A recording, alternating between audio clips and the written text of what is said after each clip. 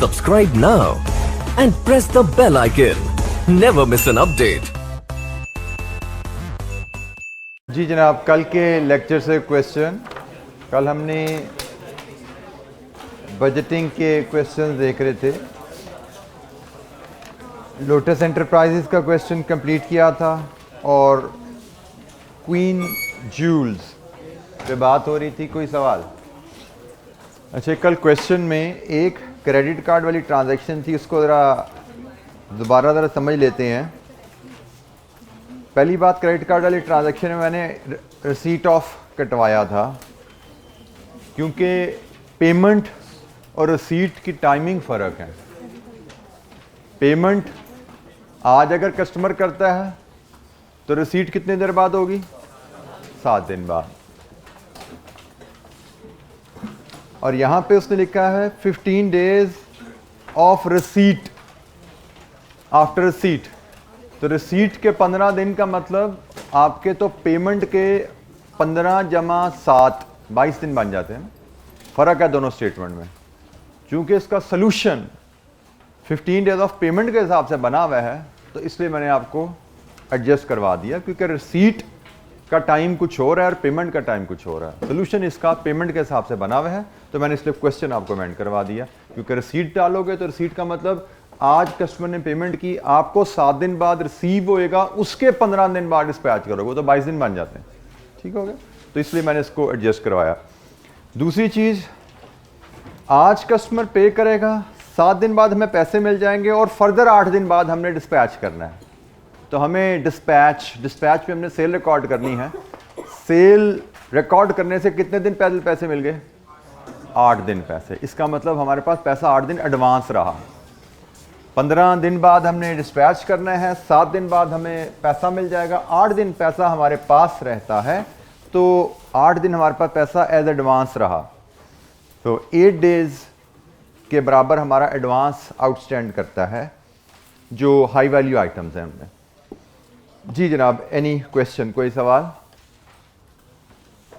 हमने इसमें इस क्वेश्चन में एक आइटम हमारी शायद रह गई थी, payment against purchases. Payment against purchases की आइटम हमारी ये क्वीन जूल्स में रह गई थी, उस पर मैं डिस्कशन करनी है। Any other question queen joule से या इससे पिछले किसी सवाल से? कोई और किसी बच्चे के जहन में कोई क्वेश्चन? अच्छा जी, पेमेंट अगेंस्ट परचेजेस कंपनी ख़रीदती है और बेचती है, और इस दौरान हमें जो डाटा गिवन है इन्वेंट्री का पैटर्न, वो भी बता दिया गया है।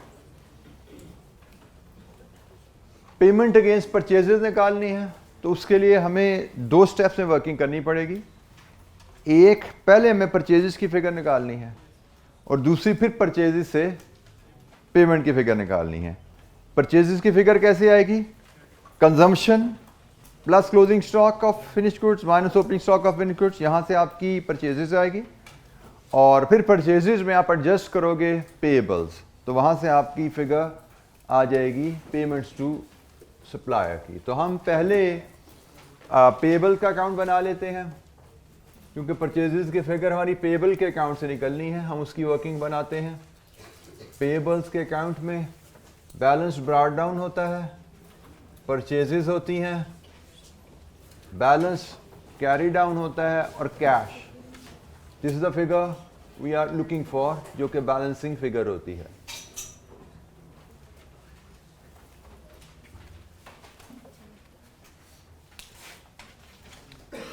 वर्किंग 1.1 हम इसके लिए करेंगे, 1.2 whatever the number is, 1.2 and 1.3, and this will be the balancing figure. Balance brought down. अब ये ख्याल रखना है, हम क्वार्टर, किस क्वार्टर का बजट बना रहे हैं? 1 अक्टूबर टू 31 दिसंबर। 30 सितंबर का जो क्लोजिंग बैलेंस होगा वो हमारा ब्रॉट डाउन होगा। और हमारी पेबल्स का पैटर्न क्या है? पेबल का पैटर्न कहाँ पे, किस नोट में अवेलेबल है जी? Note number, all purchases 40% of the purchases are paid in the same month, whereas 60% will be paid in the next month. मतलब आप जिस महीने परचेज करते हो उस महीने में 40% पे कर देते हो और 60% नेक्स्ट मंथ जाता है। इसका मतलब हमारा जो पेबल आउटस्टैंड कर रहा होगा, हमारा पेबल जो होगा नोट नंबर 1 में ब्रॉड डाउन जो होगा वो होगा जी 60% ऑफ सितंबर परचेजेस। ऐसा ही है जी, सितंबर की परचेजेस का 60% होगा। अब सितंबर की परचेजेस कहां से आएंगे जी? Note number 4, purchases during the month of September amounted to 3.2 million given है जी हमें। तो 60% इंटू 3.2 मिलियन हम डाटा रुपीज़ में बना रहे थे। लीजिए जी, यहाँ से निकालिए, आपकी परचेजेज ऑफ सितंबर के आती हैं और उसका 60% क्या आता है? 1920,000। This is your balance brought forward 1920,000।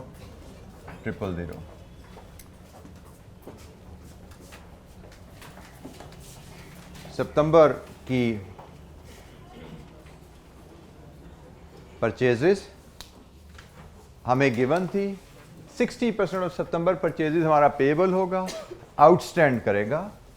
हमने ओपनिंग बैलेंस ऑफ पेबल ले लिया जो 1 अक्टूबर को हमारा होगा।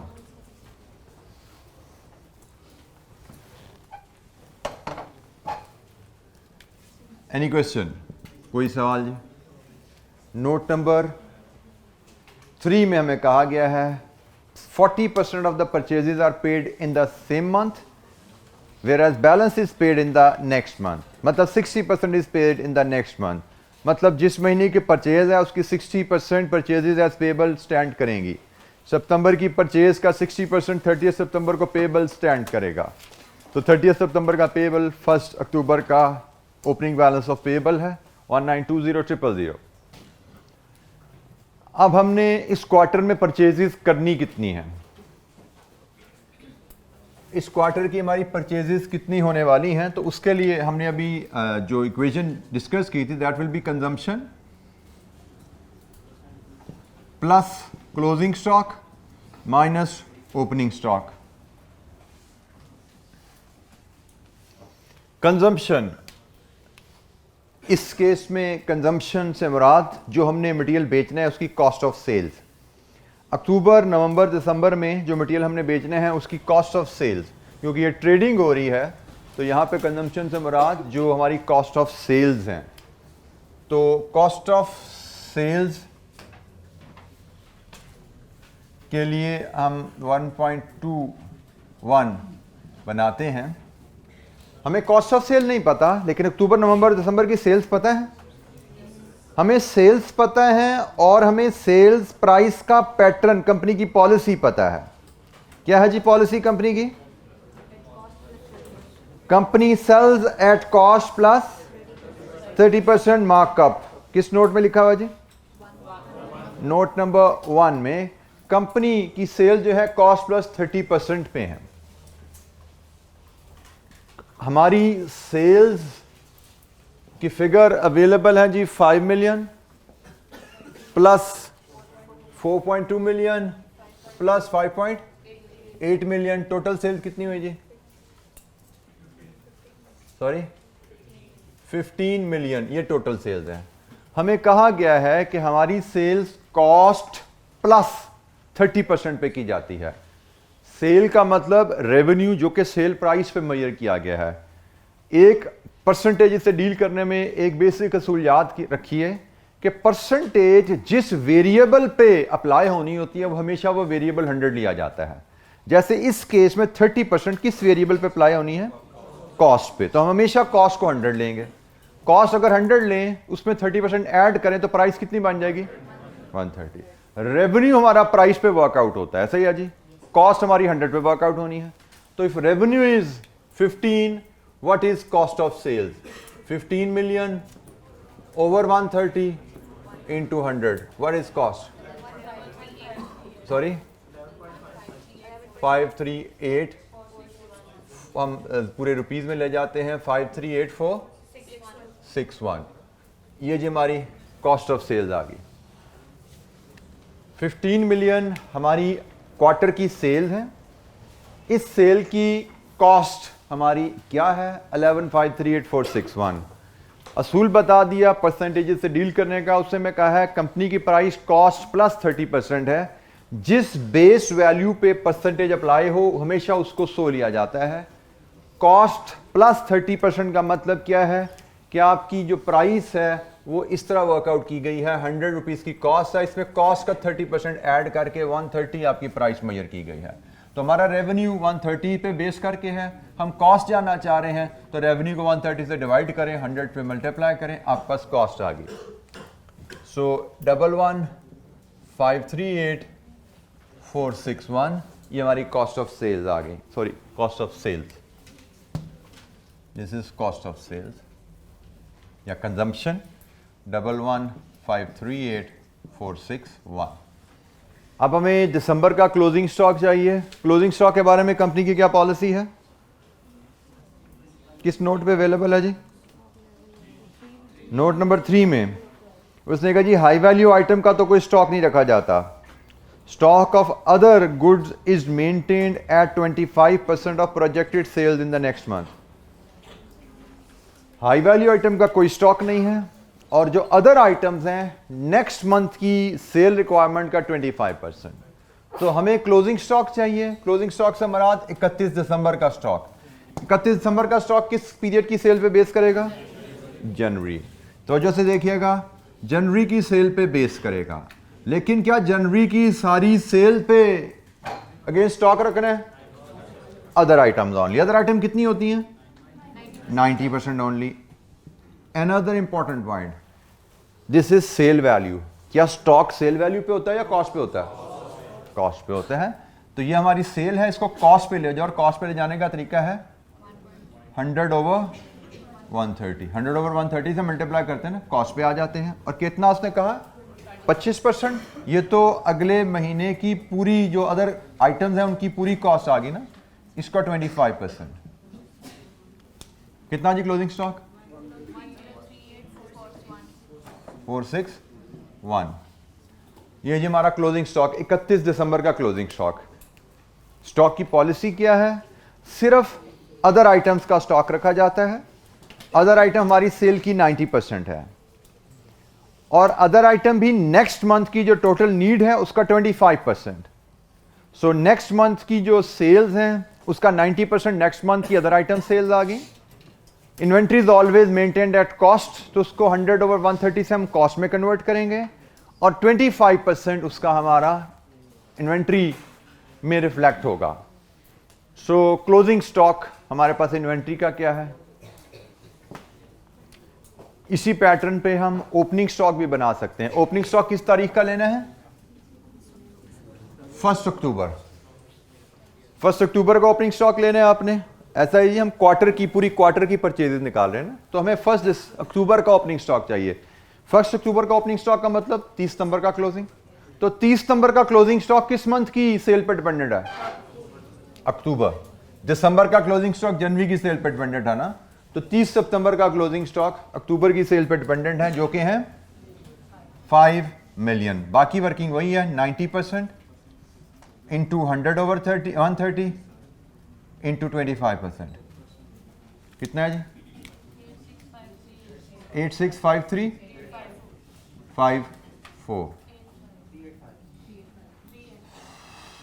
865385। लीजिए यहां से आप ले सकते हैं परचेजेस।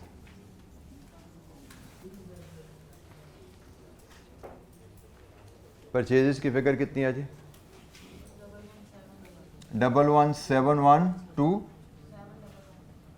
711,537 711,537।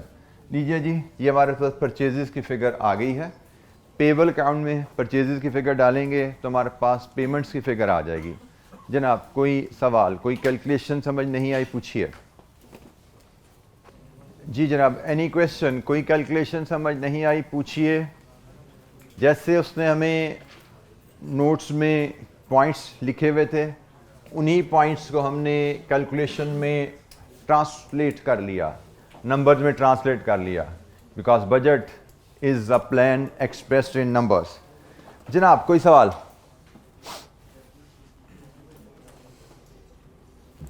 ये परचेजेस आ गए जी, परचेजेस को यहाँ फीड कर दें।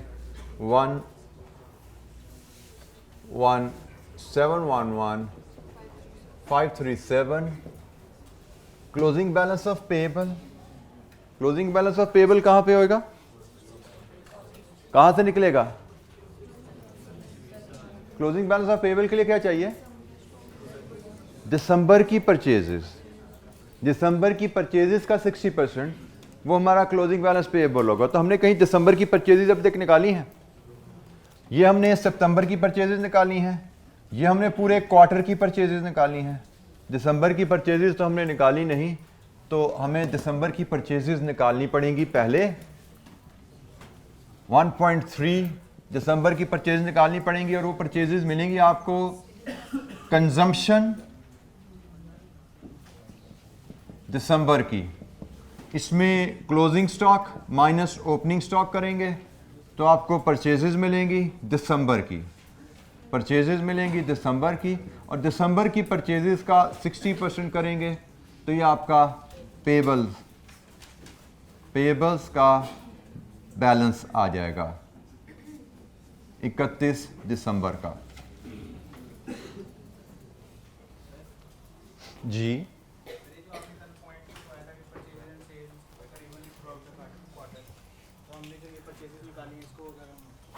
बेटा हो नहीं ना सकता, क्योंकि उसने आपको इन्वेंट्री का पैटर्न दिया हुआ है। उसने आपको इन्वेंट्री का पैटर्न दिया हुआ है, एक ऊपर नोट लिखा हुआ है ना, purchases made such that inventory at the end of any month is equal to 25% of next month. उसने एक पैटर्न दे दिया है परचेज का, वो इवन नहीं है, क्योंकि आपकी सेल्स इवन नहीं है और इन्वेंट्री आपने मेंटेन एक सर्टेन लेवल पे करनी है, तो आपकी परचेजेस भी इवन नहीं है। इसलिए वो जुमला मैंने कहा that is wrong extra information which is misfit here, इसलिए मैंने वो कटवाया था। वो इन्फॉर्मेशन मिसफिट है यहाँ इस क्वेश्चन के लिहाज से। तो आप कह सकते हैं कि सवाल में दो टाइपो एरर्स हैं, एक यो जो मैंने रिसीट ऑफ कटवाया था दैट वाज टाइपो एरर, और एक ये जुमला टाइपो एरर है। दिस जुमला is unnecessary here, not required at all. In fact it is creating conflict with in the question. एक क्वेश्चन में वो कह रही है परचेजेज इस तरीके से होंगी, दूसरी जगह कह रही है परचेजेज इवन होंगी। ये क्वेश्चन में कॉन्फ्लिक्ट ला रहा है। जी बेटा, बेटा यू कैन होप कि you will be given credit, you can hope, ठीक है कि आप इस हिसाब से भी कर दो, तो क्योंकि ये गलती है, ये यकीनन कहीं रिव्यू में ज़रूर पॉइंट आउट हुई होगी, क्योंकि आप लोगों को पता होना चाहिए कि आईकैप ने अब आप लोगों के जो सोल्यूशन होते हैं, जिसका मैंने कहा क्वेश्चन सेटिंग में गलती हो जाती है। या आज से कोई 10-12 साल पहले मैंने ही ये पॉइंट एक किसी आईकैप की मीटिंग में हाईलाइट किया था कि मैंने कहा जी आप सवालों में गलतियां कर देते हो बनाने में, आप उसके जवाब भी गलत बच्चों से सर्कुलेट कर लेते हो, which creates very bad impression in the eyes of student about the ICAP. तो मेरी जो उनसे सजेशन थी, मैंने कहा जी आप नॉर्मली आईकैप की पॉलिसी है कि any professional who is engaged in education can not be taken on board in setting the paper, in marking the paper. Paper setting में कोई टीचर नहीं जा सकता, और पेपर मार्किंग के करीब कोई टीचर है जो वो नहीं जा सकता। अब टीचर के अलावा किसी और प्रोफेशनल का एजुकेशन से ताल्लुक होता नहीं है। बाकी सारे सीए करके लोग किसी प्रोफेशन में प्रैक्टिस कर रहे हैं, कोई ऑडिटर है, कोई टैक्स कंसल्टेंट है, कोई इंडस्ट्री में फाइनेंस मैनेजर लगा हुआ है, कोई बजटिंग मैनेजर लगा हुआ है। तो आईकैप हिस्टोरिकली उनसे पेपर बनवाता था। कोई इंडस्ट्री में किसी जगह सीएफओ बैठा हुआ है, उसको कह दिया जाएगा कॉस्ट ऑफ मैनेजमेंट का पेपर बना दो। अब उसको कॉस्ट ऑफ मैनेजमेंट पढ़े हुए 5 साल हो गए, 7 साल हो गए, 8 साल हो गए, उसको क्या पता लेटेस्ट ट्रेंड के हैं। वो कहीं से पास पेपर उठाता था किसी और बॉडी के, ICAW के या ICCA के, उसमें क्वेश्चन में वैल्यूज बदलता था। जैसे ये भी वैसे ही सवाल होगा, ऊपर उसने वैल्यूज बदल दी हैं, किसी और सवाल की कॉपी पेस्ट कर दी इन्वेंट्री की पॉलिसी, नीचे वाला जुमला उसको चेंज करना ख्याल ही नहीं रहा कि इसका भी ताल्लुक बनता है उससे। इस तरह की एरर्स होती थी पास में, अब बहुत कम हो गई हैं। अब मैं कहता हूँ कि पूरे एक पेपर में शायद कोई गलती निकलती है रिसेंट टाइम में आके। बहरहाल मैंने आईकैप से सजेशन दी थी कि भाई आप एक काम किया करो, आपने पेपर बनवाना हमसे नहीं है टीचरों से, आपने पेपर मार्क हमसे नहीं करवाना, तो एक काम किया करो, जब पेपर हो जाता है ना तो फिर तो सीक्रेसी का मामला खत्म होगा ना, पेपर कंडक्ट हो गया। तो मैंने कहा था जब पेपर हो जाए तो फिर एक दफ़ा क्वेश्चन पेपर और सोल्यूशन किसी टीचर से रिव्यू करवा लिया करो कि भाई इसमें कोई गलती है क्वेश्चन में या आंसर में तो बता दो, ताकि बच्चों पे मार्किंग का बैड इंपैक्ट ना आए। ठीक है, तो अब ये पॉलिसी इंप्लीमेंट कोई 3-4 साल से हो चुकी हुई है कि जब पेपर हो जाता है उसके अगले दिन ही एक टीचर के पास, जो भी लीडिंग टीचर जिसको ICAP नॉमिनेट करता है, उसके बाद क्वेश्चन, उसके पास ये क्वेश्चन विद सोल्यूशन चला जाता है।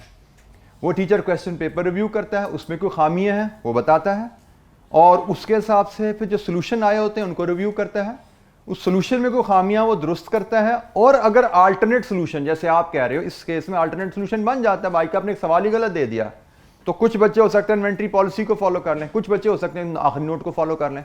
दोनों ऑप्शन आ गए ना कि इवनली परचेज भी ले सकते हो आप, और in line with that note भी ले सकते हो, जो नोट नंबर 3 है या 4 है, जो भी है। दोनों पॉइंट्स दे दिए उसने, जो कि कॉन्फ्लिक्टिंग है, लेकिन स्टूडेंट के पास तो ऑप्शन है। तो जैसे शायद ये किसी टीचर के पास जब गया होगा तो उसने बताया होगा कि आपको भाई इसके 2 सोल्यूशन अब बन सकते हैं, आप यहाँ भी ये भी सोल्यूशन हो सकता है, ये भी हो सकता है। वो दोनों सोल्यूशन फिर पेपर मार्कर के पास जाते हैं। तो बच्चे ने जिस मेथड से भी किया होगा, मेथड 1 से किया होगा, मेथड 2 से किया होगा, उसको क्रेडिट दिया जाता है। ठीक है, यू शुड होप कि इंशाअल्लाह ऐसे ही है, और आई नो सिस्टम ऐसे ही वर्क कर रहा है, ऐसे ही चल रहा है सिस्टम। अच्छा, एक इसमें बड़ी इंटरेस्टिंग बात एक और होती है, जैसे अभी तक मैंने यहाँ पे आपसे कोई ट्रीट किया ना कि ये एक सोल्यूशन को गलत हुआ था, हमारा आया था ना ऐसा सोल्यूशन कोई, कि मैंने कहा ICAP ने गलत किया है। अब यहाँ पे एक इधर CMA में गलतियाँ बड़ी कम होती हैं, मतलब जैसे मैंने कहा अभी तक हमने दसियों सवाल कर लिए हैं, कुछ 40-50 सवाल तो कर चुके होंगे जब से हमने शुरू किया पहला चैप्टर अब तक। एक सवाल है जिसको मैंने शायद कहा ये गलत है, बाकी तो फॉर्मेट्स मैंने कहा ना प्रेजेंटेशन ऐसा नहीं ऐसे कर लो, गलती शायद मुझे लगता है मैंने एक सवाल में आपसे कहा है। आप लोगों का तो इतना मसला नहीं होता, लेकिन जैसे हम जब BFD पढ़ते हैं तो वहाँ पर ये गलती का जो आंसर में गलतियों का रेट बड़ा हाई होता है। हर पेपर में ही, आप समझो हर पेपर में 5 या 6 सवाल हैं, तो 5 या 6 सवालों के जो आंसर्स होते हैं एक दो गलती मिल रही होती है। मैं बच्चों को हर लेक्चर में बता रहा हूँ, तो हर लेक्चर में ऑलमोस्ट ये बात आती है, अच्छा ICAP ने सोल्यूशन ऐसे कर दिया, ऐसा नहीं, दिस इज द प्रिंसिपल, जैसे हमने सीखा इसका ऐसे होना चाहिए। वहाँ पे आप लोगों ने अभी तक सवाल नहीं किया, लेकिन वहाँ पे सवाल ये आता है कि सर आप सही पढ़ा रहे हैं, हम सही करके आ जाएं, ICAP का सोल्यूशन गलत होगा तो हमें नंबर किस चीज़ के मिलेंगे। अब क्वेश्चन बड़ा जेन्युइन है, तो मेरा उनको एक ही जवाब होता है, बेटा there is only one way to do it right and there could be 110 ways to do it wrong. I can not teach you how to do wrong. ठीक है जी, तो मैं आपको सही करना सिखा सकता हूँ, गलत करना नहीं सिखा सकता, क्योंकि ICAP के सोल्यूशन में कौन सी गलती होनी है, गलती नंबर 1 होनी है, 2 होनी है, 100 होनी है, 110 होनी है, हमें नहीं पता। हमें एक चीज़ सही करने का तरीका एक ही होता है, हम वही सीखेंगे, दूसरा नहीं सीख सकते। तो इसलिए जनरली मैं आपको जो हैबिट अभी से डेवलप कर रहा हूँ, आपको मैंने शुरू में कहा था कि ये जो आदतें आप अपनाओगे इंशाअल्लाह इस क्लास में, आपको सिर्फ यहाँ पे नहीं हेल्प करेंगी, इससे बहुत ज़्यादा हेल्प आपको BFD में होने वाली जो आपने पढ़ना है, क्योंकि BFD में ये बड़ा हाई एरर रेट आने वाला है आपके सामने सोल्यूशंस में, और अगर वहाँ पे आपने सोल्यूशन को फॉलो करने की कोशिश की तो आप कुछ भी नहीं सीख पाओगे, क्योंकि वहाँ पे हर दूसरे तीसरे आंसर में गलती होगी, और आपने जो चीज़ें किताबों में पढ़ी होंगी, अगर पढ़ी होंगी, तो वो आप सारी भूल जाओगे, मिक्स कर जाओगे। ठीक है, आप सोल्यूशन से सीखने के आदी हो तो वहाँ पे तो सोल्यूशन एक ठीक होगा, दूसरा ठीक होगा, तीसरा गलत आ जाएगा। आपको यार पिछले 2 सोल्यूशन से तो मैंने ये सीखा था, अब यहाँ पे कुछ और ट्रीटमेंट आ गई, पता नहीं क्या चीज़ है, रटा लगा लेते हैं बच्चे इसको, बजाय से कि सोचें क्या ठीक है क्या गलत है, क्योंकि आपके पास सोर्स नहीं ना होता। जैसे टेक्स्ट बुक पे क्यों ले जाया जाता है आपको, टेक्स्ट बुक आपकी एक तरह का सोर्स है, दिस इज टेक्स्ट, उसमें एरर के चांसेस 0.001% होते हैं, लेकिन आंसर में एरर्स के चांसेस CMA में हम कह सकते हैं 2 या 3% है, मे बी 5% है, लेकिन BFD में ये 10 या 15% होते हैं आंसर में एरर के चांसेस। एनीवेज जनाब, अब हमें चाहिए परचेजेस की फिगर, और ये इक्वेशन हमने बनाई है, जैसे हमने क्वार्टर की परचेज निकाली, इस समय दिसंबर की परचेज निकाली, तो बना के दिखाओ जरा, दिसंबर की परचेज बनाओ।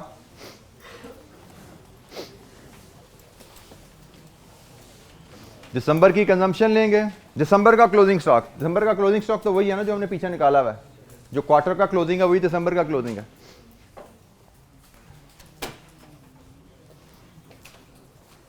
ये तो क्लोजिंग स्टॉक की फिगर 1038,461, ये तो अवेलेबल है, तो एक फिगर 2 फिगर लाइए, और परचेजेस और परचेज से पेबल। दिसंबर की कंजम्पशन कितनी है, 44,538, और ओपनिंग स्टॉक, सो परचेजेस 154, और payable 269,692, 2697692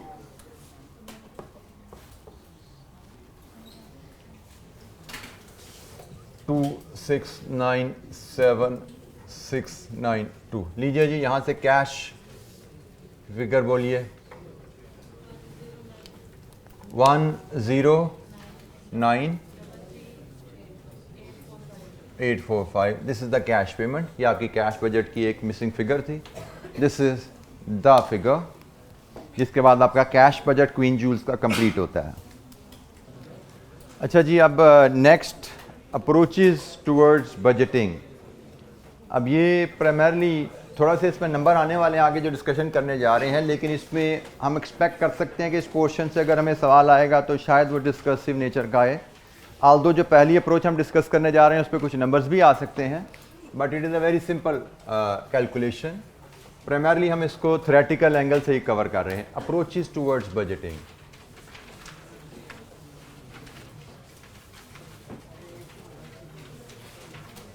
exam point of view से जो हमारी जो पास्ट ट्रेंड के लिहाज से जो प्रिपरेशन थी, प्रैक्टिस थी, हम देख चुके हैं। ये थोड़ा डिस्कसिव नेचर की ये टॉपिक है प्राइमरली कि बजट बनाने के क्या डिफरेंट मेथड्स हैं।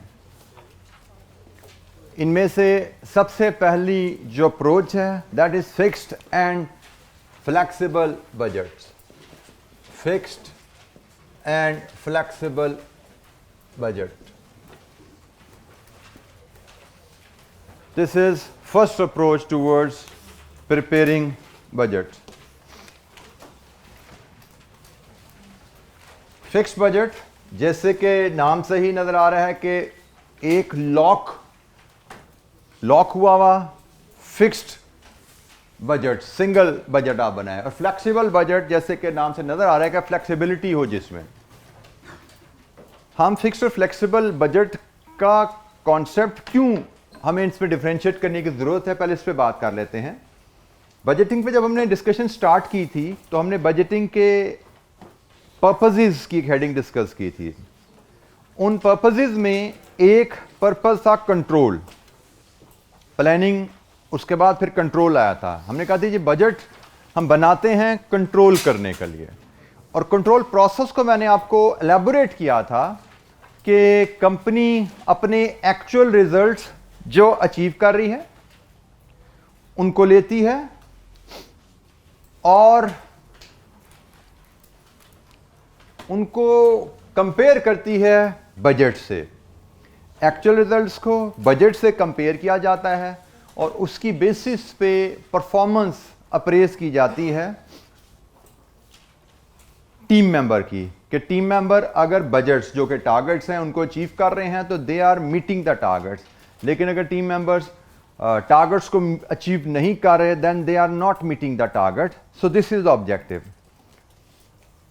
अगर तो कंपनी एक स्टेबल एनवायरनमेंट में काम करती है और उसके रिजल्ट्स में बहुत ज़्यादा ऊंच नीच नहीं एक्सपेक्टेड, तो fixed budget will serve the purpose. For example, आपने बजट बनाया 10,000 यूनिट्स की सेल का।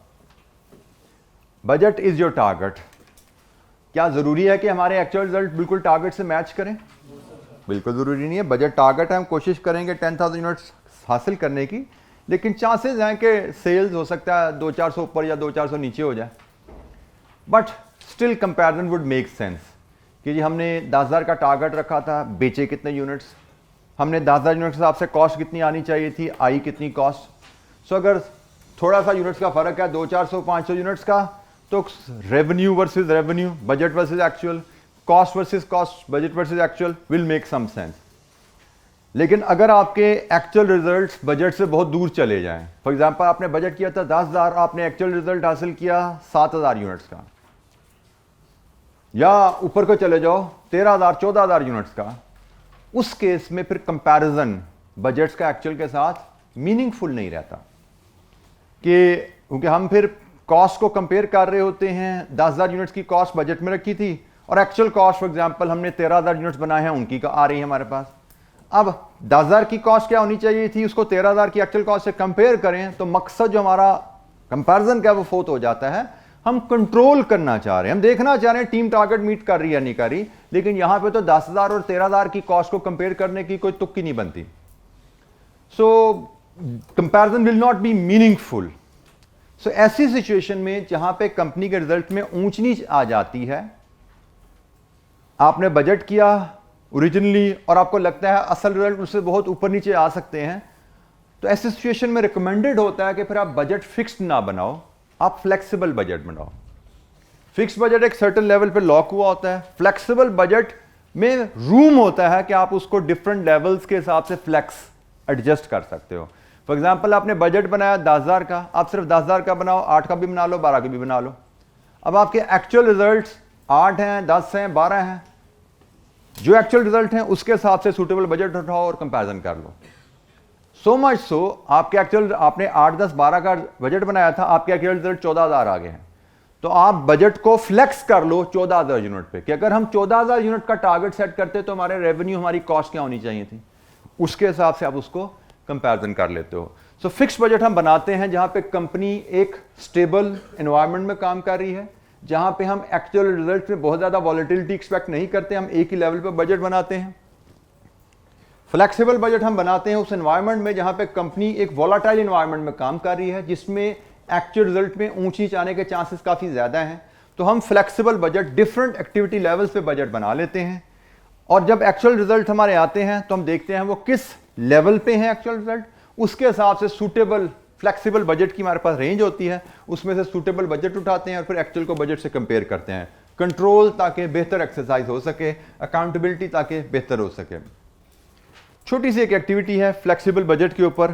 फिक्स बजट तो वही है जो हम देखते हैं, एक बजट बनाना है जी, 5,000 यूनिट कंपनी ने बेचनी है, 10,000 बेचने, बजट बनाओ, हमने देख लिया।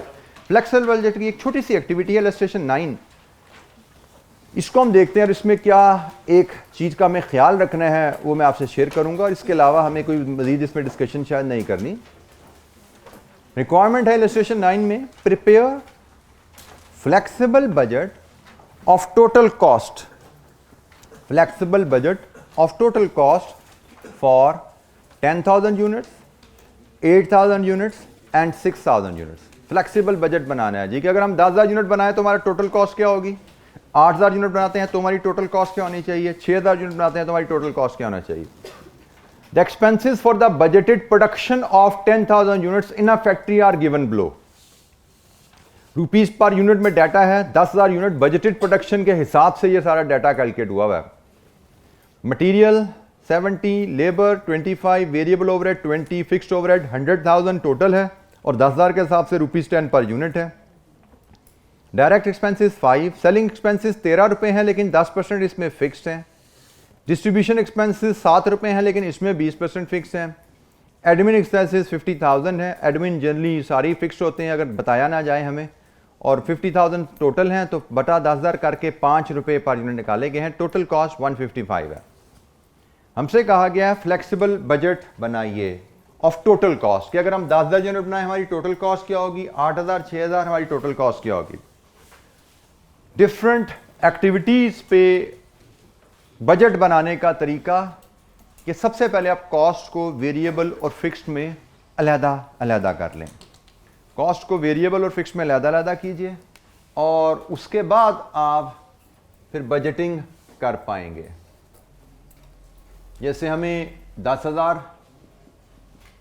8,000 और 6,000 का हमें बजट बनाने को कहा गया है, तो हम टोटल कॉस्ट का बजट है, टोटल कॉस्ट बजट को हम स्प्लिट कर लेंगे वेरिएबल कॉस्ट में और फिक्स्ड कॉस्ट में। तो वेरिएबल कॉस्ट पहले यहां से लेके आते हैं, आइटम सिर्फ मैं सिर्फ आइटम्स में पिक कर रहा हूं कि हमारे पास वेरिएबल कॉस्ट में क्या क्या हेड्स हैं। वेरिएबल कॉस्ट में हमारे पास ये मटेरियल है, वेरिएबल कॉस्ट में हमारे पास लेबर है, then we have variable overheads, then we have direct expenses, then we have selling expenses में भी variable part है, फिर हमारे पास distribution expenses में भी variable part है, इसके बाद हमारे पास एडमिन है, वो तो फिक्स्ड ही होते हैं। तो हमारे वेरिएबल एक्सपेंसेस यही हैं जी। इसके बाद हम बारी आती है जी फिक्स्ड कॉस्ट की।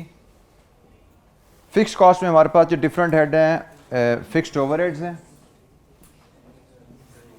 देन सेलिंग है, फिर डिस्ट्रीब्यूशन है और इसके बाद एडमिन है।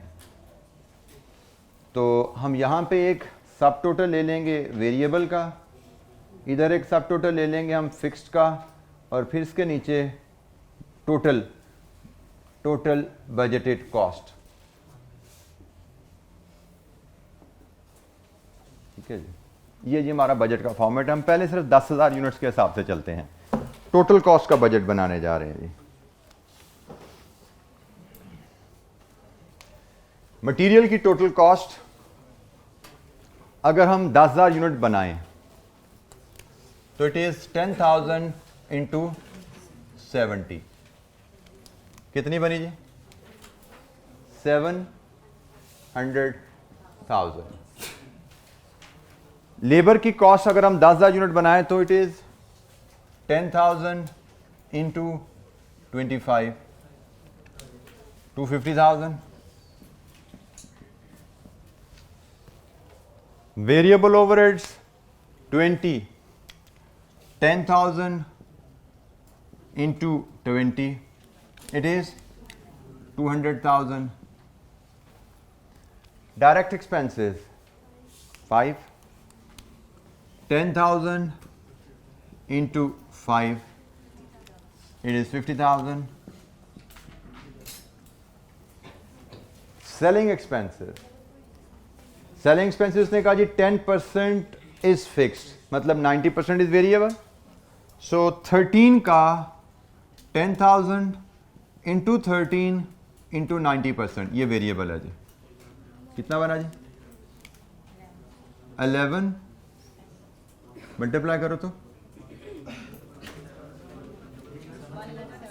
1,117,000।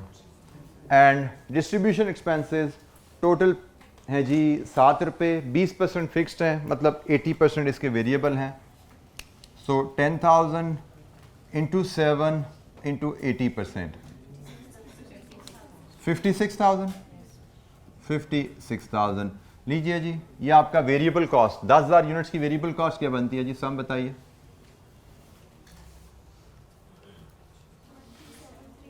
जी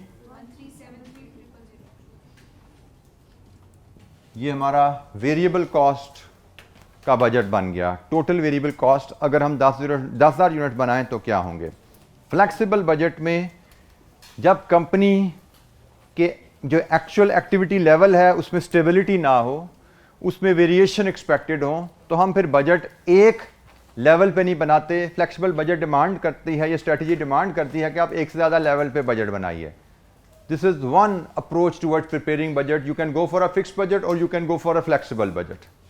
Flexible budget demands कि आप एक से ज़्यादा एक्टिविटी लेवल्स पे बजट बनाइए, और फिर जब कंट्रोल का वक्त आए, जब कंपैरिजन का वक्त आए, तो आप जो लेवल आपकी एक्चुअल एक्टिविटी के करीब तर है उस बजट को उठाते हैं और उसको एक्चुअल रिजल्ट से कंपेयर करते हैं।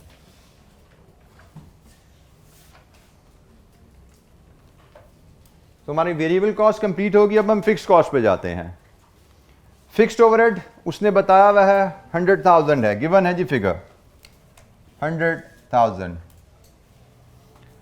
सेलिंग एक्सपेंसेस उसने बताई हुई हैं जी, फिक्स्ड पोर्शन इसमें 1.3 पर यूनिट है, और ये 1.3 किस बेसिस पे निकला हुआ है?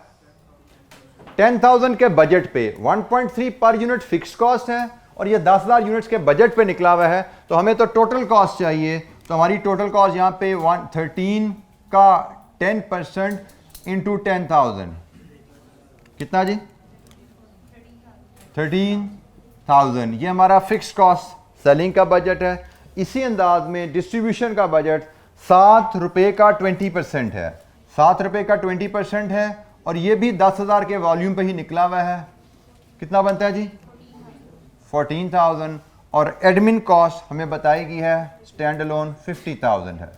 लीजिए यहां से आप देखिए आपकी फिक्स कॉस्ट कितनी बनती है 177 000 और टोटल कॉस्ट सम कीजिए वेरिएबल प्लस फिक्स्ड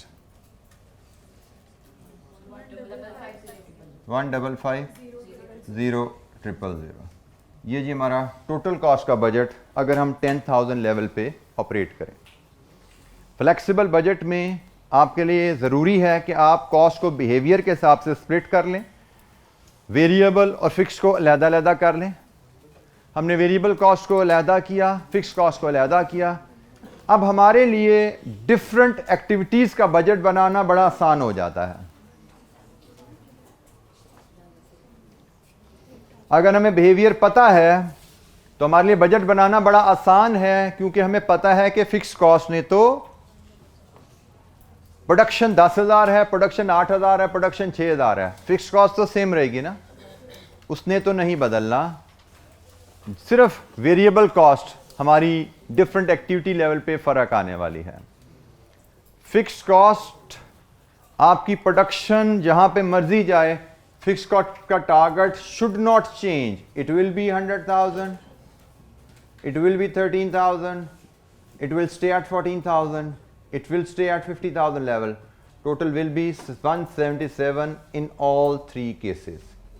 177,000, 177,000, इसमें कोई चेंज नहीं आने वाली। वेरिएबल कॉस्ट का बजट बदलता जाएगा। जहां जहां 10,000 की फिगर यूज की है 8,000 डालोगे तो इसकी कॉस्ट आ जाएंगी, जहां जहां 10,000 यूज किया तो 6,000 डालोगे, इसकी कॉस्ट आ जाएगी। Complete the budget. 6,000 पे टोटल कॉस्ट क्या होगी, 8,000 पे टोटल कॉस्ट क्या होगी। कंप्लीट कीजिए इसको, फिगर शेयर कीजिए, और कोई चीज़ समझ नहीं आई पूछिए।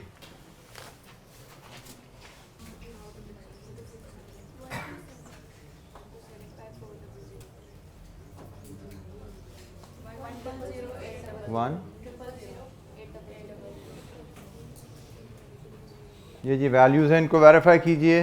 आंसर्स आपके पास लिखे नज़र आ रहे हैं, वेरीफाई कीजिए इनको।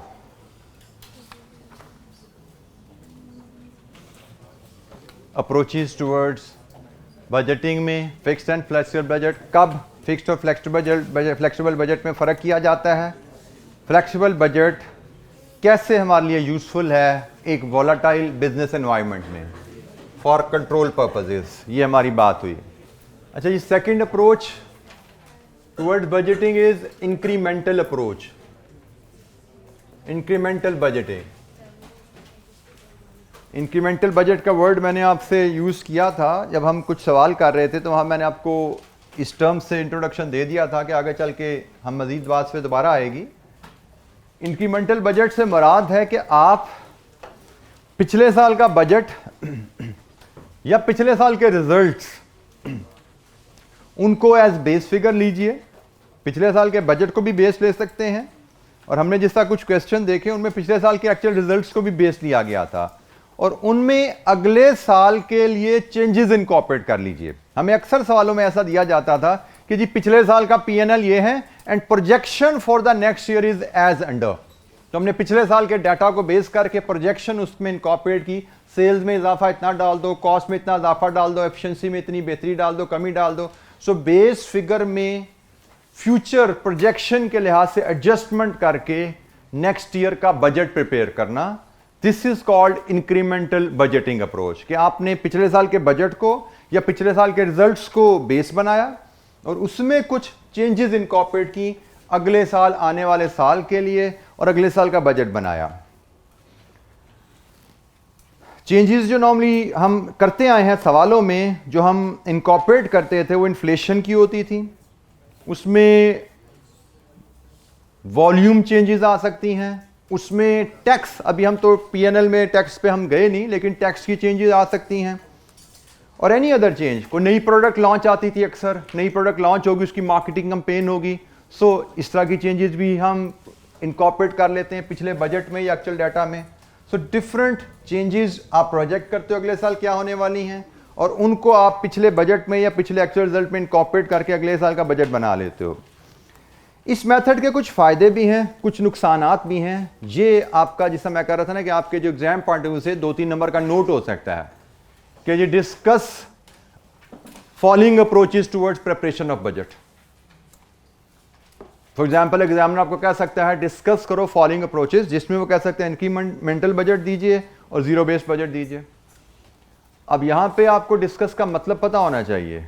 डिस्कस का मतलब सिर्फ डिफाइन करना या एक्सप्लेन करना नहीं होता। डिस्कस करने का मतलब होता है कि आप उसके प्लसेस माइनसेस भी साथ लेके आओ, मतलब एडवांटेजेस डिसएडवांटेजेस भी साथ लेके आए। और ये आप लोगों की मैं शायद पहले भी बता चुका हूं, फिर रिमाइंड करवा रहा हूं अगर किसी बच्चे ने नहीं रजिस्टर किया। आप लोगों की थ्योरेटिकल पेपर में पुअर परफॉर्मेंस की बहुत बड़ी वजह आपको डिस्कस, एक्सप्लेन, डिस्क्राइब इस तरह के वर्ड्स का मतलब पता नहीं होता। तो kindly learn and focus these. So हमें क्वेश्चन आ सकता है discuss following approaches towards preparation of budget, incremental budget and zero based budget, incremental budget और से फ्लेक्सिबल बजट। सो हमें सिर्फ एक्सप्लेन नहीं करना, एक्सप्लेन के अलावा एडवांटेज डिसएडवांटेजेस भी बताने हैं। जैसे अब हम इसके एडवांटेजेस देखें इंक्रीमेंटल बजट के क्या हैं, तो इसके एडवांटेजेस हैं it makes budgeting process simple. Budget बड़ा आसान हो जाता है बनाना। पिछले साल की फिगर ली प्लस ज़रबें तकसीमें की, अगले साल का बजट तैयार हो गया। Suitable for stable business environment, जहां पे बिजनेस एनवायरनमेंट स्टेबल है, ग्रेजुअल एक स्टेबल वे में ऊपर को या नीचे को या एक लेवल पे ऑपरेट कर रहा है, तो वहां पे ये बजट बड़ा यूजफुल है। और इसके लिए जो बजट बनाने के लिए जो इन्फॉर्मेशन चाहिए वो सारी बेस वैल्यूज आपके पास रेडीली अवेलेबल होती हैं। आपने सिर्फ उन वैल्यूज में चेंजेस फोरकास्ट करनी है, चेंजेस प्रोजेक्ट करनी है कि इन वैल्यूज में क्या चेंजेस आएंगे, अगला बजट तैयार हो जाता है। लेकिन इसमें काफ़ी ज़्यादा डिसएडवांटेजेस भी हैं।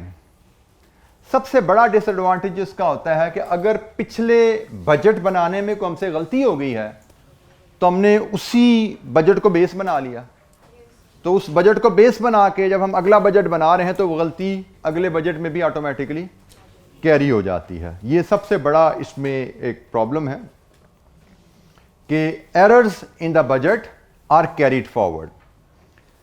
एक और प्रॉब्लम इंक्रीमेंटल बजट में जो आती है, बाज़ का एनवायरनमेंट बदल जाती है, बिजनेस एनवायरनमेंट बदल जाती है। बिजनेस एनवायरनमेंट बदलने से आपके बिजनेस मेथड्स बदलने चाहिए। लेकिन जब आप इंक्रीमेंटल बजट पे जा रहे हो तो आप कहते हो जो मैंने पिछले साल किया था वही अगले साल करना है, बस सेल देख लो कितनी बढ़ेगी, कॉस्ट देख लो कितनी बढ़ेगी।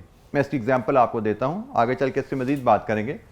फॉर एग्जांपल आप ये मार्कर बनाते हैं, आपने कहा पिछले साल भी हमने ये मार्कर के 3 कंपोनेंट, लेट्स अज्यूम 1 2 3 बॉडी के 3 कंपोनेंट में मार्कर की बॉडी बना के आप बेच रहे हैं जी।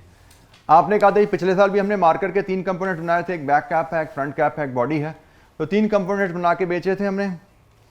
पिछले साल 10,000 बेचे थे, अब हम 11,000 बेचना चाहते हैं। उस हिसाब से आपने बजट को 10% इंक्रीज के हिसाब से एडजस्ट कर लिया। But in the mean while the important thing which you may not consider, ये जो बैक कैप हम बनाते हैं ना, ये बैक कैप हमें पड़ती है घर में बना के 5 रुपए की। आपने बजटिंग के प्रोसेस में ये चीज़ कंसिडर ही नहीं की कि अब मार्केट में एक वेंडर आ गया है जो ये कैप 3 रुपए की बना के दे रहा है। तो if you are the businessman, अब आप बताओ आपको 5 रुपए की खुद बनानी चाहिए या बाहर से 3 की खरीदनी चाहिए? बाहर से 3 की खरीदनी चाहिए। लेकिन अगर आप इंक्रीमेंटल बजट पे चल रहे हो तो इसमें यह सोचने का मौका ही नहीं आता। इंक्रीमेंटल बजट क्या है? पिछले रिजल्ट उठाओ, उसमें अगले साल के हिसाब से वॉल्यूम एडजस्टमेंट डाल दो। तो इस तरह की अगर कोई बिजनेस एनवायरनमेंट में चेंजेस आ चुकी हैं, कोई आप अनइकोनॉमिकल एक्टिविटी पहले कर रहे थे, पहले करना वो फिजिबल था, अब करना वो फिजिबल नहीं है, लेकिन आप उसके बारे में सोचते नहीं, आप कहते जो पिछले साल किया था अब भी वही करना है हमने, बस उसमें एडजस्टमेंट्स कर दो, वॉल्यूम बढ़ा दो, रेट कम कर दो, इन्फ्लेशन डाल दो, टैक्स डाल दो, वॉल्यूम डाल दो, ये एडजस्टमेंट कर दो। सो इस तरह अनइकोनॉमिकल एक्टिविटीज, जैसे मैंने एग्जांपल दी, ये कैप बनाना आपके लिए अब अनइकोनॉमिकल हो चुका है इस साल। पिछले साल नहीं था नया वेंडर, आप 5 रुपए का बना रहे थे, आप बेहतरीन काम कर रहे थे क्योंकि मार्केट में कोई और वेंडर नहीं था। अब आपके पास ऑप्शन है, किसी को आउटसोर्स कर सकते हो ये काम, जो 3 रुपए में कर देगा आपको काम। तो असूलन अब आपको आउटसोर्सिंग में जाना चाहिए। अब आपको इस कैप की प्रोडक्शन नहीं करनी चाहिए, आपको बॉडी बना लो, ये बना लो, लेकिन ये आपको कैप आउटसोर्स कर देनी चाहिए। लेकिन इंक्रीमेंटल बजटिंग में you will not pick this thing. आप जो पिछले साल किया वही अगले साल करना चाह रहे हो, जो एरर पिछले साल हुई वो अगले साल वो भी रिपीट हो जाएंगी, और अगर अगले साल में कोई बेहतरी आ रही है तो आप उस बेहतरी के लिए कोई स्टेप्स नहीं ले पाओगे, उनको अडेप्ट नहीं कर पाओगे अपने बिजनेस में। तीसरी चीज जो इंक्रीमेंटल बजट में आता है, इन्फ्लेशन या चेंजेस इन टैक्सेशन इस तरह की चीज़ों को फोरकास्ट करना मुश्किल होता है। फॉर एग्जाम्पल, हमें पता है कि हम कह रहे हैं हम ये मार्कर ही बना रहे हैं, तो अगले साल हमारा रॉ मटेरियल क्या भाव आएगा, उसकी कीमत कितनी बढ़ेगी, डिफिकल्ट टू फोरकास्ट। फैक्ट्री चलती है, उसमें बिजली इस्तेमाल होती है, बिजली की कीमत किस रेट से बढ़ेगी, डिफिकल्ट टू फोरकास्ट। डॉलर कैसे ग्रो करेगा, डॉलर का ताल्लुक ऑयल से है, ऑयल का ताल्लुक फिर बिजली से जुड़ जाता है। तो इतने वेरिएबल्स को लेके फोरकास्ट करना कि हमारी डिफरेंट प्राइसेस पे क्या इंपैक्ट आने वाला है, रॉ मटेरियल किस तरह बढ़ेगा, लेबर की तनख्वाहें कैसे बढ़ेंगी, ओवरहेड कैसे बढ़ेंगे, inflation, it is difficult to forecast. Incremental budget में ये भी एक चैलेंज होता है। हमें इनके यही 2-2, 3-3 पॉइंट याद रखने हैं। हो सकता है बुक में जाओ, बुक में हो सकता है 4-4 पॉइंट लिखे हों, बट आपको 4-4, 5-5 पॉइंट याद नहीं रखने। आपको मैक्सिमम, जैसे मैंने कहा, 5 नंबर का सवाल आएगा जिसमें 2 बजटिंग मेथड डिस्कस करने को कहा होगा, तो 2.5 नंबर के आपने लिखे हैं, तो 2.5 नंबर के लिए 5-6 लाइनें काफ़ी होती हैं। तो डेफिनेशन आ जाए ऊपर, 2 एडवांटेजेस आ जाए, 2 डिसएडवांटेजेस आ जाए, मोर देन सफिशिएंट। इससे ज़्यादा हमें चीज़ों को रटने की ज़रूरत नहीं है। मैं फिर कह रहा हूँ, आप चीज़ों को एब्जॉर्ब करो। आपको अगर इंक्रीमेंटल बजट का मतलब पता है तो आपके लिए खुद सोचना, 2-3 दफ़ा आपने पढ़े हो एडवांटेजेस डिसएडवांटेजेस, तो बाकी आपके लिए उसको रिकॉल करके, रिलेट करके रिप्रोड्यूस करना बड़ा आसान हो जाता है। जी जनाब, एनी क्वेश्चन? इंक्रीमेंटल बजटिंग क्या है, इंक्रीमेंटल बजटिंग के एडवांटेजेस क्या हैं, इंक्रीमेंटल बजटिंग के डिसएडवांटेजेस क्या हैं? Any question? पास्ट पेपर में हमें अप्रोचेस टुवर्ड्स बजटिंग पे क्वेश्चन शायद ना नजर आए, बट यू कैन एक्सपेक्ट कि आपको 4-5 नंबर पे क्वेश्चन इस एरिया से बन सकता है, तो इसलिए आपने रीडिंग इसको करके रखनी है। Third approach is zero based budget. Zero based budget, जैसे कि नाम से जाहिर है कि every budget will start from the zero base, बिल्कुल opposite to incremental. Incremental budget में there was a base, and what was the base? Last year budget या last year actual result, there was a base. बस zero budget, zero based budget, it start from zero, scratch से शुरू किया जाता है। But it has very limited uses honestly if you ask me. It is only used in service industry and government organization. Service industries में इसको use किया जाता है या गवर्नमेंट ऑर्गेनाइजेशन इसको यूज करती हैं। हाउ डज इट वर्क, इस पे हम जरा बात करते हैं। इसके लिए हम एक ऑर्गेनाइजेशन पहले ज़हन में ले आते हैं, फिर उस ऑर्गेनाइजेशन के हिसाब से इसके स्टेप्स को हम फॉलो करते हैं। ऑर्गेनाइजेशन आप ज़हन में ले आओ, एक यूनियन काउंसिल। आप अगर इस वर्ड से फेमिलियर नहीं है तो आपने काउंसलर का वर्ड तो सुना होगा ना, कभी होते थे काउंसलर, कभी काम करते थे काउंसलर।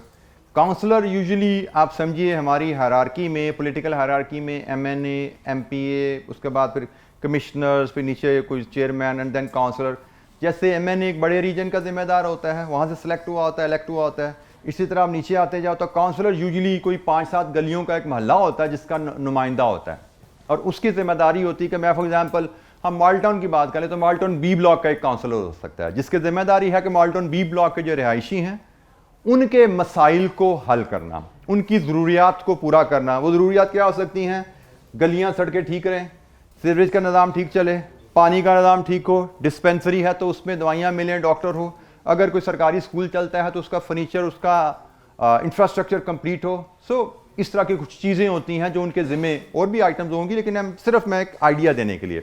तो हम यूनियन काउंसिल की मिसाल से लेके चलते हैं कि काउंसलर है फॉर एग्जांपल एक टाउन के B ब्लॉक का, और उससे मांगा जाएगा कि भाई आप अपने जो एरिया है, ब्लॉक है, उसका बजट बनाइए। तो गवर्नमेंट ऑर्गेनाइजेशन यूनियन काउंसिल आ गई। दैट गवर्नमेंट ऑर्गेनाइजेशन में फॉलो जीरो बेस्ड बजटिंग। अब काउंसलर जब अपने इलाके का बजट बनाएगा तो काउंसलर शायद जीरो बेस्ड बजटिंग को फॉलो करेगा।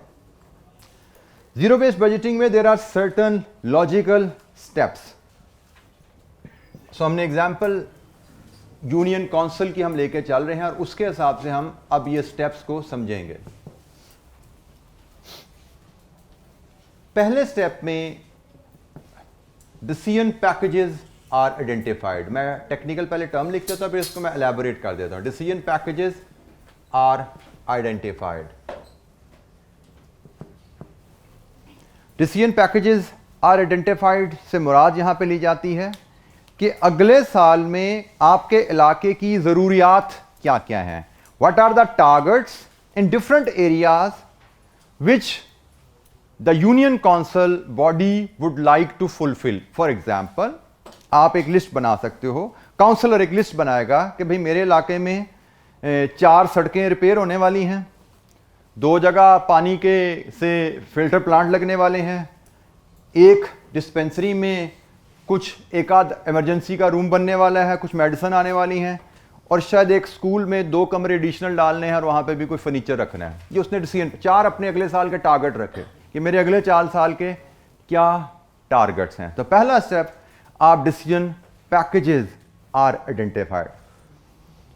दूसरा स्टेप होता है इनको रैंक करना, rank decision packages in the order of priority, in the order of priority।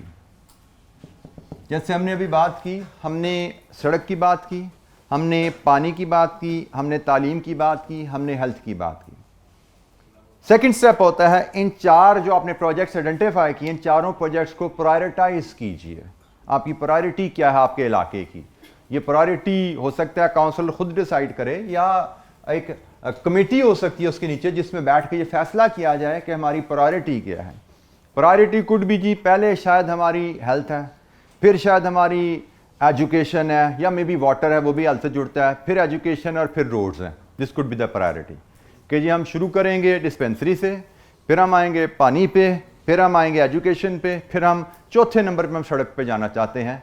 ठीक है जी, प्रायोरिटी आप रैंक करते हो। थर्ड स्टेप आपका आता है फंडिंग का।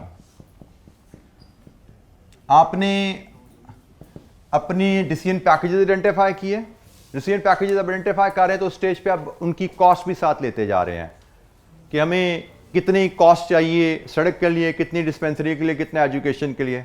रैंकिंग होगी, इसके बाद आप फंडिंग पर जाते हो। फंडिंग के लिए जो काउंसलर है वो गवर्नमेंट को या उससे जो है अपर अथॉरिटी या चेयरमैन है या जो भी कमिश्नर है उसको अप्रोच करता है कि जी मुझे अपने इलाके के लिए ये 4 काम करवाने हैं, ये मेरी प्रायोरिटी है, इसके हिसाब से ये मेरे फंड्स की रिक्वायरमेंट है, काइंडली ये फंड मुझे एलोकेट किए जाएं। इट इज़ वेरी रेयर कि जितने फंड डिमांड किए जाएं उतने आपको एलोकेट भी हो जाएं। सो फंड्स डिमांड किए जाते हैं, फंड्स की एलोकेशन हासिल की जाती है जीरो बेस्ड बजटिंग में, और जितने फंड्स आपको मिलते हैं उनके हिसाब से आप in the order of ranking funds are utilize. Last step होता है utilize funds in the order of ranking. ये जी आपका जीरो बेस्ड बजटिंग का प्रोसेस है। पहले स्टेप में आप डिसीजन पैकेजेस आइडेंटिफाई करते हो और यकीनन इस प्रोसेस में आप उनकी कॉस्ट के बारे में भी अंदाज़ा लगा लेते हो कि डिफरेंट जो 4 हमारे प्रोजेक्ट हैं इनमें कितना खर्चा आने वाला है। इन 4 प्रोजेक्ट को रैंक किया जाता है। 4 प्रोजेक्ट के लिए जो टोटल फंडिंग रिक्वायरमेंट है गवर्नमेंट से फंड रिक्वेस्ट की जाती है। जो फंड गवर्नमेंट आपको एलोकेट करती है उन फंड को इन द ऑर्डर ऑफ रैंकिंग फिर यूज़ कर लेते हो सकता है आपको जितने फंड एलोकेट हुए आप सिर्फ 2 प्रोजेक्ट ही कर पाओ या 3 कर पाओ, तो जितने प्रोजेक्ट हो गए बाकी पेंडिंग होकर नेक्स्ट ईयर बजट में चले जाएंगे। तो this is how it works. Zero based budgeting government organization में या सर्विस इंडस्ट्रीज में यूज की जाती है और उसके स्टेप्स 4 स्टेप्स हैं जिनमें जीरो बेस्ड बजटिंग को हम अप्लाई करते हैं। इसके एडवांटेजेस डिसएडवांटेजेस आपके पास आ रहे हैं। Just read through these points page 219 पे, और जो पॉइंट समझ नहीं आता वो पूछिए। पेज 219 जीरो बेस्ड बजटिंग के एडवांटेजेस डिसएडवांटेजेस। डिसएडवांटेजेस का last point, reinventing the wheel every year. ये तो सबसे आसान डिसएडवांटेज था। हर साल नया बजट जीरो से शुरू करते हो, हर साल पहिया याद करते हो। Reinventing the wheel every year, जो आपने पिछले साल एक्टिविटी की होती है उसको जीरो करते हो, उसको भूल जाते हो, फिर नए सिरे से काम शुरू करते हो। As against incremental budget, incremental budget में you have some base to work on. Zero based budget में there is zero base. Every year you start with zero base, you ignore your prior learning, you ignore your prior experience, you ignore your prior cost. Reinventing the wheel, हर साल जीरो से काम शुरू कर रहे हो, बजाय इसके कि जो पिछले साल काम किया है उसको बिल्ड अपॉन करो, उसको इम्प्रूव करो, आप फिर जीरो से काम शुरू करते हो। जी बेटा, लास्ट एडवांटेज क्या है जी? Last advantage it encourages cost reduction. जैसे मैंने आपसे फंडिंग पे जब बात कर रहा था तो मैंने कहा था फंड यूजुअली जितने डिमांड किए जाते हैं मिलते नहीं हैं, तो फंड लिमिटेड है, प्रोजेक्ट ज़्यादा हैं, तो ऑटोमेटिकली एटीट्यूड आता है कि भाई हम इन लिमिटेड फंड से ज़्यादा काम कर सकें। लिमिटेड फंड्स हमें मिले हैं, हमारे इलाके की नीड 4 प्रोजेक्ट्स हैं, हमारी जो डिमांड थी 4 प्रोजेक्ट की वो पूरी नहीं हुई फंड्स की, तो पैसे तो कम आए हैं, तो जितने पैसे आए हैं इसको एफिशिएंसी से यूज़ करके, वाइजली यूज़ करके हम जितना ज़्यादा से ज़्यादा प्रोजेक्ट्स को कंप्लीट कर सकते हैं किया जाए, तो कॉस्ट सेविंग की तरफ एक एटीट्यूड, एक पुश मिलती है जो ज़ीरो बेस्ड बजटिंग को फॉलो करने वाली ऑर्गेनाइजेशंस होती हैं। जी जनाब, एनी अदर क्वेश्चन, कोई सवाल? अच्छा जी, next approach is continuous budgeting.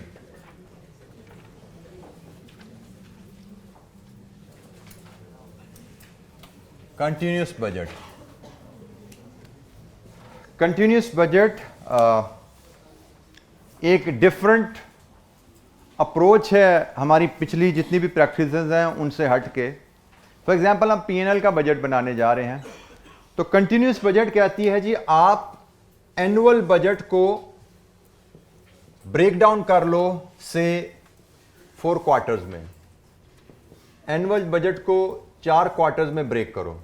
Continuous budgeting would demand कि आप सालाना जो बजट बनाया है पीएनएल का उसको 4 क्वार्टर में टुकड़े कर लो, और उन 4 क्वार्टर्स में से जो फर्स्ट क्वार्टर है वो आप डिटेल्ड बनाओ,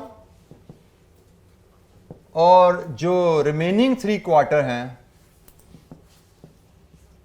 उनका आप सिर्फ आउटलाइन बजट बनाओ।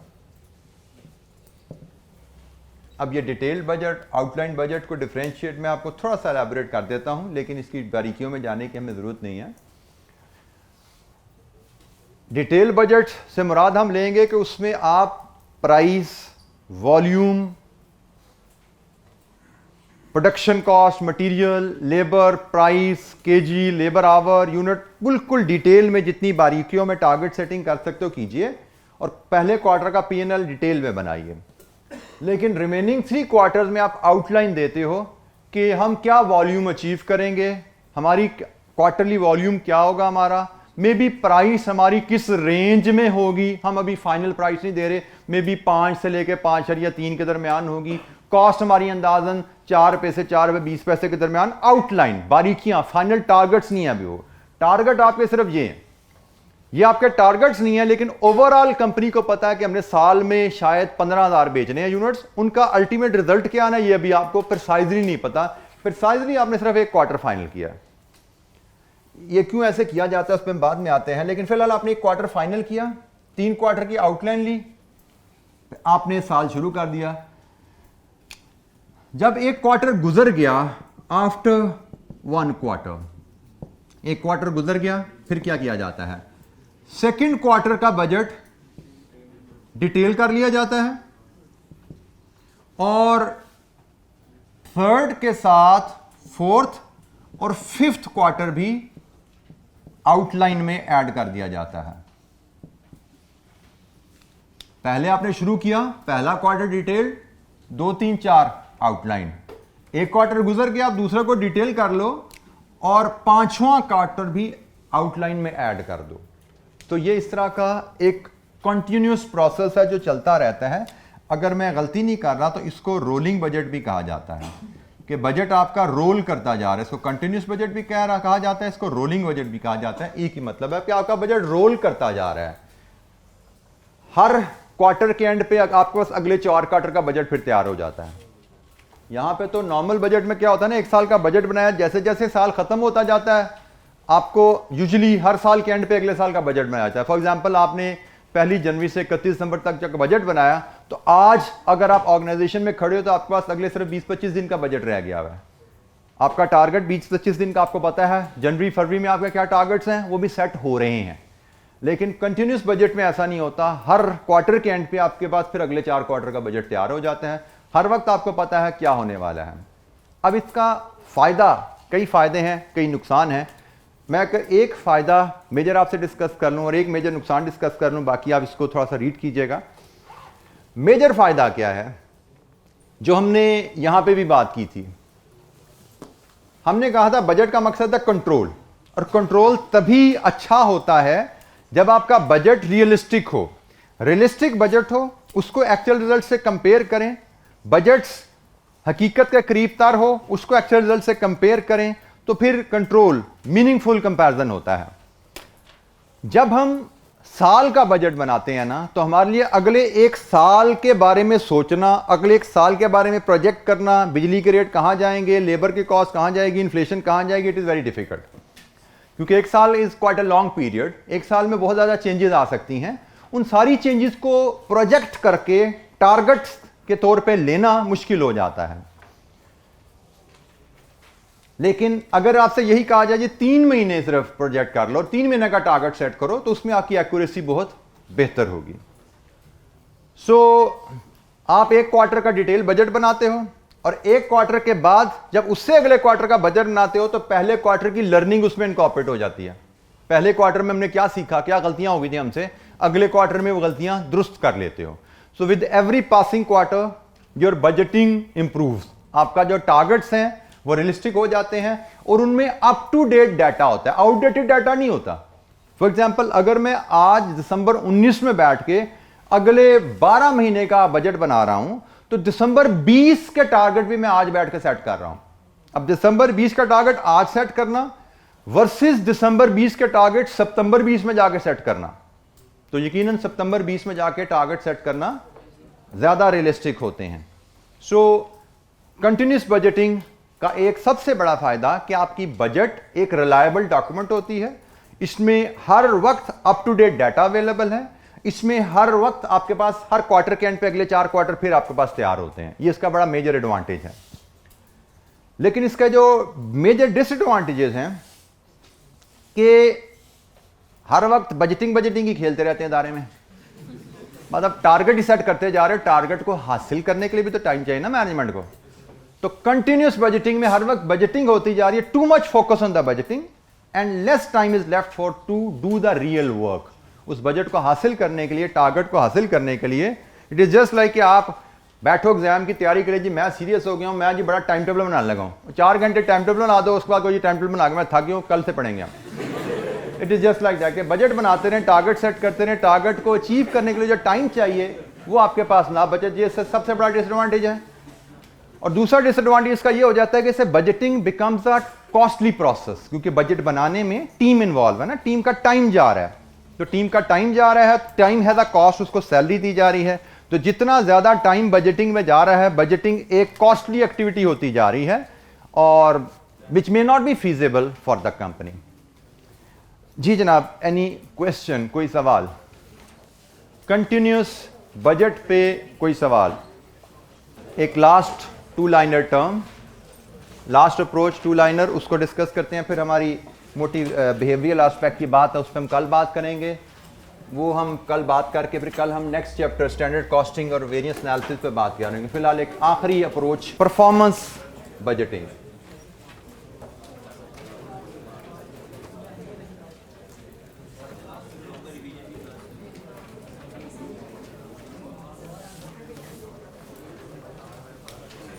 परफॉर्मेंस बजटिंग नहायत ही एक सिंपल सी 2 लाइनर इस पे बात है हमारे पास। ये भी गवर्नमेंट इदारों में यूज होती है जी है, और इसमें सिर्फ कॉस्ट के टारगेट सेट किए जाते हैं।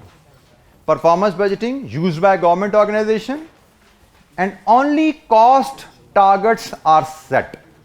परफॉर्मेंस इदारे में, इदारे की परफॉर्मेंस मेजर करने के लिए कॉस्ट के टारगेट सिर्फ दिए जाते हैं। फॉर एग्जाम्पल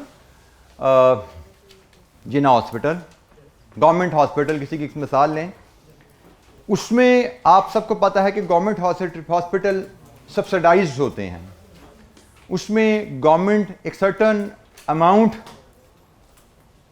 एलोकेट करती है हॉस्पिटल को, एंड देन गवर्नमेंट एक्सपेक्ट्स के उस सर्टन अमाउंट में ज़्यादा से ज़्यादा पेशेंट्स ट्रीट किए जाएं। तो गवर्नमेंट में set a target of ₹X per patient treated. So this could be one example, performance target. Performance target में सिर्फ cost target दिए जाते हैं, गवर्नमेंट ऑर्गेनाइजेशन में यूज की जाती है। एग्जाम्पल मैंने आपसे यूज की हॉस्पिटल की। हॉस्पिटल में be given a target of ₹200 पर patient. This is your target. आपके पास जितने पेशेंट ट्रीट होंगे डेली, वीकली, मंथली, आपका टारगेट है कि आपकी कॉस्ट ₹2 पर पेशेंट से ज्यादा ना हो। तो you have to plan accordingly. Similarly another example could be ये metro bus, we all know it is running on, it used to run on subsidy. अभी भी शायद सब्सिडी पे आप शायद कम होगी होगी सब्सिडी, लेकिन सब्सिडी पे रन होती है। तो जो इसका सीईओ है, इसको टारगेट दिया जा सकता है कि भाई हम आपको सब्सिडी दे रहे हैं, लेकिन वो सब्सिडी सिर्फ ₹20 पर पैसेंजर है। इससे ज़्यादा सब्सिडी आपको नहीं मिलनी। बाकी आप खुद ही किराया सेट करो कितना आपने पैसेंजर से लेना है, और बाकी पैसा जो आपका डेफिसिट है इश्तिहार लगवाओ। कंपनियों के बसों पे आपने देखा ऐड लगे होते हैं, कहीं से अपनी इनकम जनरेट करो। आपका टारगेट है ₹20 पर पैसेंजर से ज़्यादा गवर्नमेंट ने आपको नहीं देना। तो ये परफॉर्मेंस टारगेट, कॉस्ट पे टारगेट सेट कर दिया जाता है। गवर्नमेंट ऑर्गेनाइजेशन इसको यूज करेगी। 2 एग्जांपल्स में मैंने आपको एलैबोरेट कर दिया कि परफॉर्मेंस बजटिंग कॉस्ट पे कैसे स्ट्रेच किया जाता है। और गवर्नमेंट ऑर्गेनाइजेशन हॉस्पिटल है या मेट्रो बस है, इसमें ये टारगेट्स जो उनके सीईओज हैं इनको दिए जाते हैं, और ईयर एंड पे उनकी परफॉर्मेंस ऐसे मेजर की जाती है। क्योंकि देखें, इनको हम 10 लाख का बजट, ₹1 का बजट नहीं दे सकते, बिकॉज यू डोंट नो कितने पेशेंट हॉस्पिटल में आने वाले हैं, यू डोंट नो कितने पैसेंजर बस में बैठने वाले हैं। उनको टारगेट दिया जाएगा पर पेशेंट। भाई जितने भी पेशेंट हैं 200 से ज़्यादा कॉस्ट नहीं होनी चाहिए। 10,000 आते हैं या 50,000 आते हैं या लाख आते हैं, 200 पर पेशेंट आपने कॉस्ट लगानी है। और यहाँ पे ₹20 पर पैसेंजर, रोज़ का 100 बैठे पैसेंजर, रोज़ का 10,000 बैठे, रोज़ का 1 लाख बैठे, आपको ₹20 पर पैसेंजर हमने सब्सिडी देनी है। बाकी सारा खर्चा ऑर्गेनाइजेशन ने अपने रिसोर्सेज से खुद जनरेट करके, टिकट बेच के कमाए, ऐड लगवा के कमाए, वहाँ से पूरे करने हैं। अस्सलाम वालेकुम।